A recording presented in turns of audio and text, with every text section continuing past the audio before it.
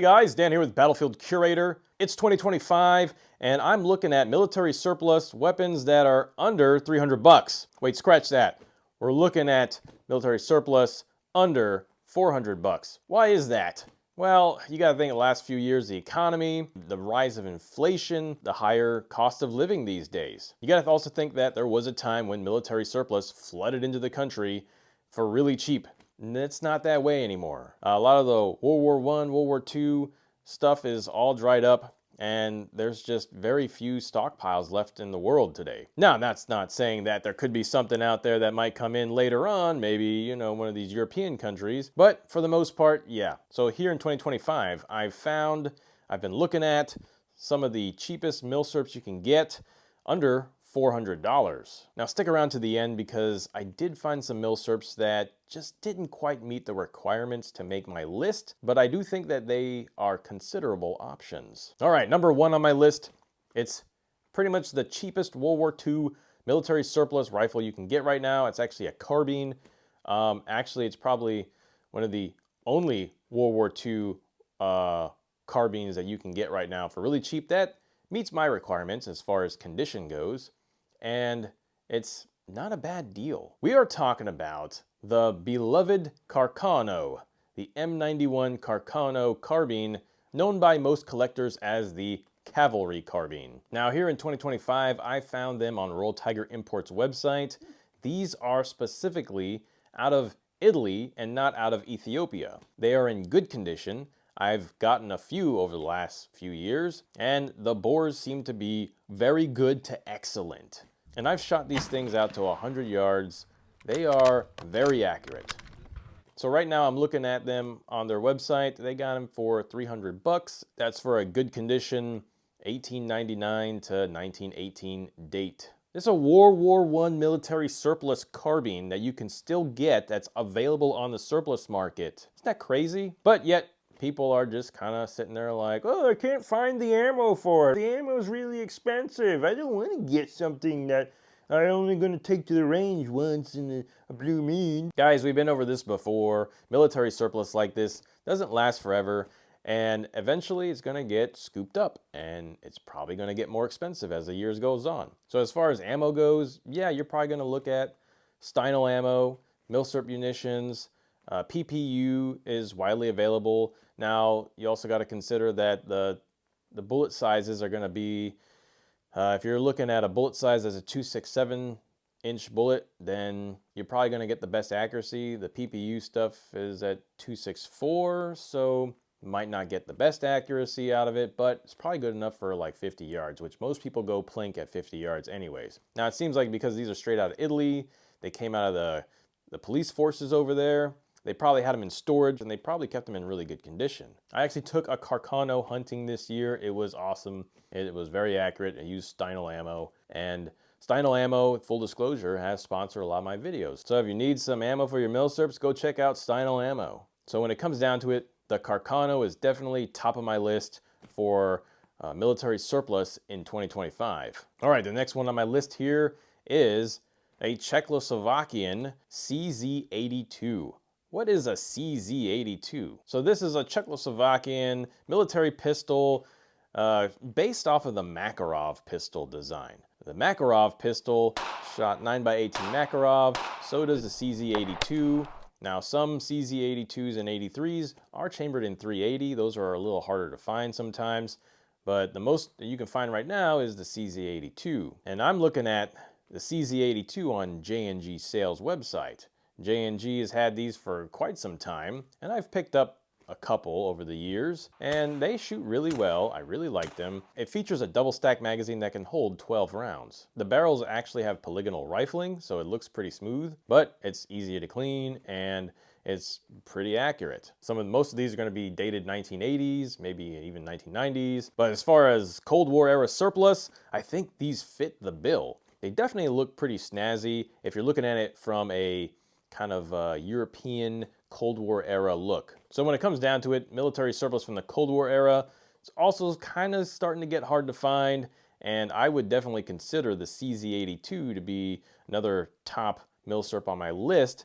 especially when J&G Sales has them at 300 bucks. All right, number 3 on my list here. This is another Cold War surplus pistol here. We're looking at a Beretta 1934. Now these are made in the 70s. They look very similar to the ones that were made in World War II. They hold 7 rounds in a single stack magazine in 380 ACP. Now when I was looking at Royal Tiger Imports, they got them for 300 bucks. They got them with the threaded barrel, and apparently the barrels are in excellent condition. So that's a plus, especially coming from Royal Tiger Imports. I don't know if they got these directly out of Italy. I would guess they did, but no speculative things there. I haven't talked to them about it. And just to be clear, I'm not sponsored by Royal Tiger Imports or any other company that I've mentioned except for Steinel Ammo. Now when I was looking at Atlantic Firearms, they have these Beretta 1934s as well.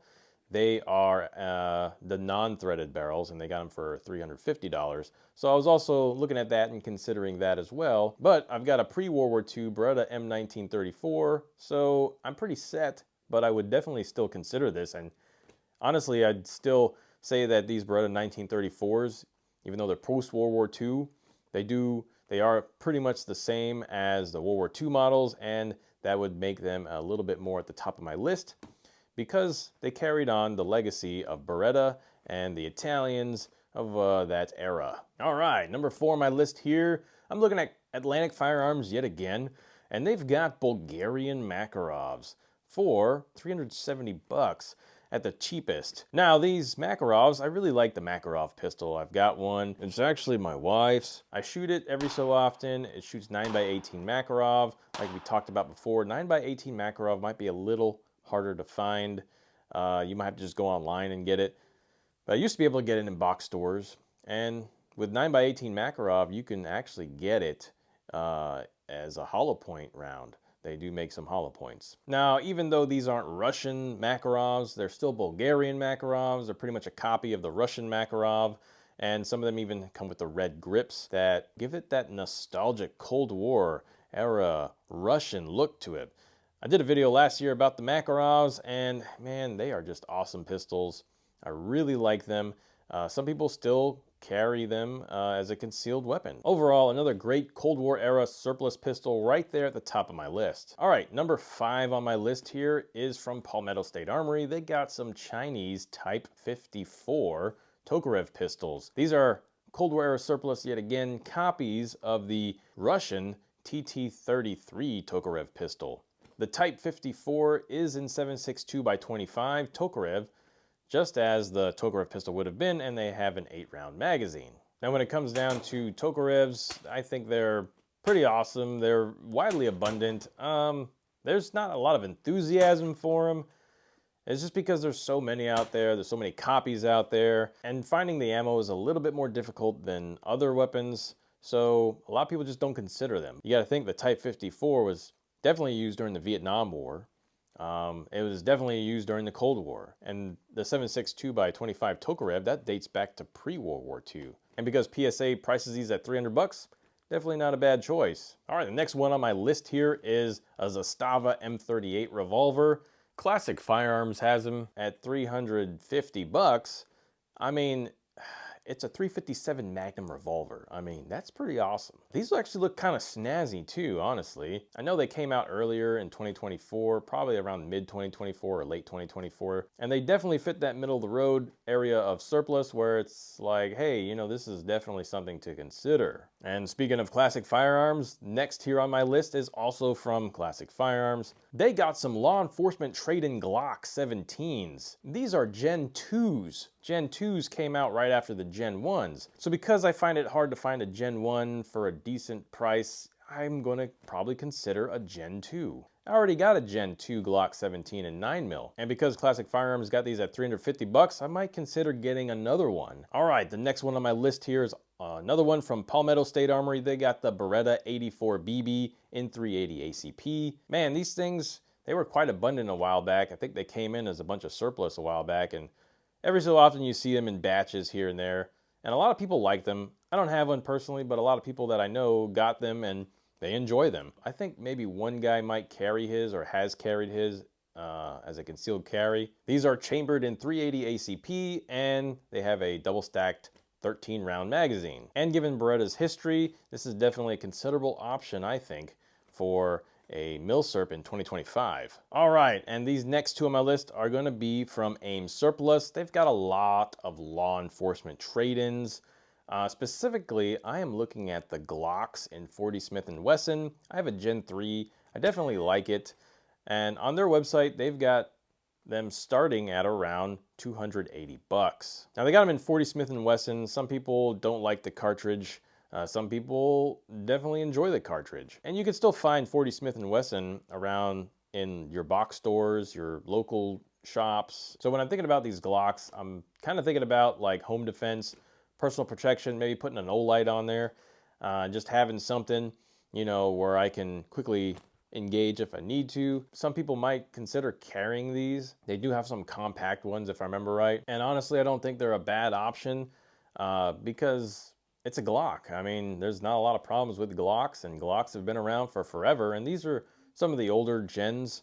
So when I think about it, it's definitely something that is going to make that list there for 2025. And something else I'm considering here because of the price, it's also on AIM Surplus, is the Smith & Wesson M&P 9s. They have them right now for around 270 bucks. These are going to be in 9mm. I've never shot one. Actually, wait, no, I did shoot one, but I shot one, yeah, a long time ago. My friend Chris brought one to the range and I shot it. So I've shot one. They're pretty smooth, and I don't think really people complain about them. I know some people that do have M&P 9s. These are full-size law enforcement trade-ins in 9mm, so it's not a bad option. And speaking of the Smith & Wesson's, Classic Firearms also has the M&P 40 law enforcement trade-ins, and they got them for around 230 bucks, but these are just going to be in 40 cal, not 9mm. So because of the price and the reputation of Smith & Wesson, I'm going to definitely put this here on the list for 2025. All right, next up here on the list, this is one that I talked about last year in my video. It's from Israel. There's not too many people that really know about it, but as far as other people commented on that video from last year, they said it's actually pretty decent. It's really good. One guy said he loves his. We're looking at the Israeli Bull Cherokee in 9mm. They have a 16 round magazine and they're around 320 bucks. Even though this is a little bit lower on my list, I'm definitely going to consider it because I don't have one, and because of the people that commented about it last year and the price at which you can get these at, it might be, for me, a considerable option.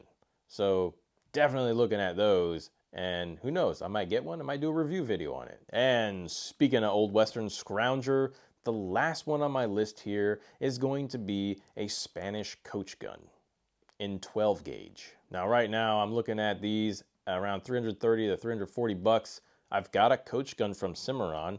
It's a more Western type one. It's about the 1870s model. And I really like coach guns. A lot of people do because you get two barrels there. You can use it for a lot of different things, and they're just fun to shoot, especially when you hip fire them and fire both barrels off at the same time. Though a lot of times you could come into breakages with older shotguns if you try to shoot both barrels at the same time. So I definitely wouldn't recommend it. Now, because these are surplus coach guns, they come in really cheap.